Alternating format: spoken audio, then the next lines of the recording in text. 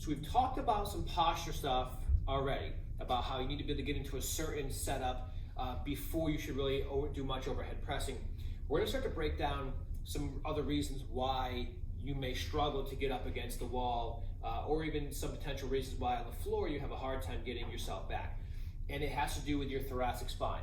So the thoracic spine is kind of the middle part of your spine, cervical spine or your neck. You have your lumbar, which is your low back, and in between those two is your thoracic spine, where your shoulder blades kind of hang out, and it is oftentimes the hub of shoulder pain, neck pain, limitations in shoulder range of motion, and things that are going to limit you from being able to press overhead without pain.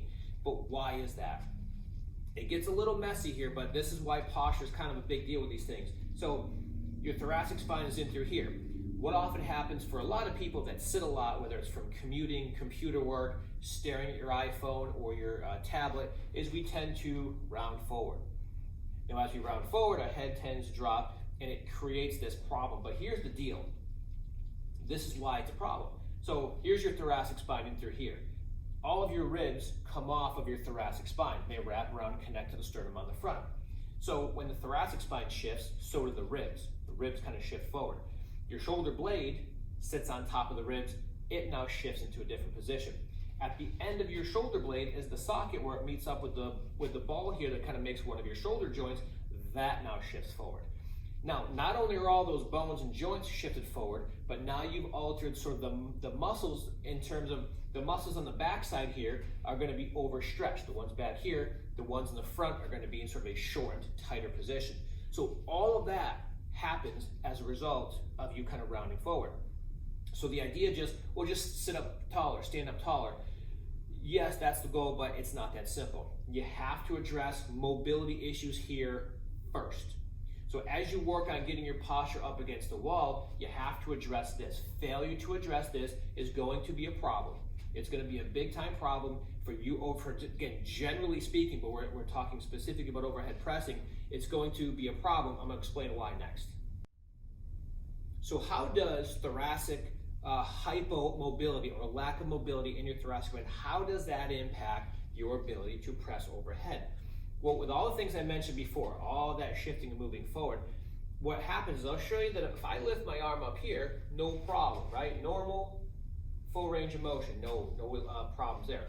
Now, if I round forward here, right, round my back, right? So now you can see my arm only gets up to here. Before it was here. So I create a block on my own by rounding my posture. My arm cannot go up any further.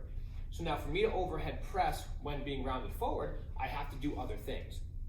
I have to really arch my back, which means most people are going to sit down to do this. We'll talk about that later, seated versus standing overhead pressing.